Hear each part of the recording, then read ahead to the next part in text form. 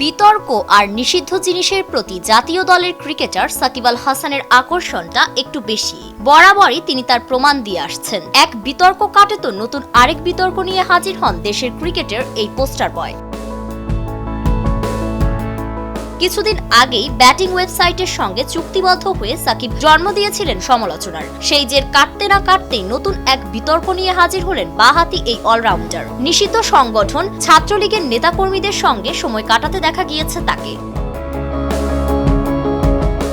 ক্ষমতাচ্যুত আওয়ামী লীগের সংসদ সদস্য হওয়ায় বর্তমানে দেশে ফেরাটাই দায় হয়ে দাঁড়িয়েছে সাকিবের। বর্তমানে তিনি অবস্থান করছেন যুক্তরাষ্ট্রে। সেখানেই তাকে দেখা গিয়েছে নিষিদ্ধ সংগঠন ছাত্রলীগের যুক্তরাষ্ট্র শাখার নেতাকর্মীদের সঙ্গে নৈশভোজে।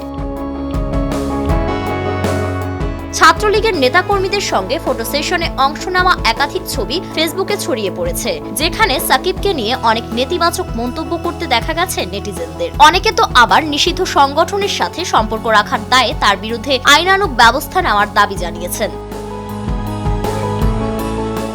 স্বপ্নীল খান নামে যুক্তরাষ্ট্রের নিষিদ্ধ সংগঠন ছাত্রলীগের এক নেতা সাকিব আল হাসানের সঙ্গে ফটো সেশনে অংশ নেওয়া একাধিক ছবি পোস্ট দিয়ে লিখেছেন, আজ যুক্তরাষ্ট্র ছাত্রলীগের সাথে বিশ্বসেরা অলরাউন্ডার সাকিব ভাই। তাছাড়া আরেকটি ছবিতে এই নেতাকে সাকিব আল হাসানকে ফুলের তোড়া দিয়ে বরণ করতে দেখা গেছে।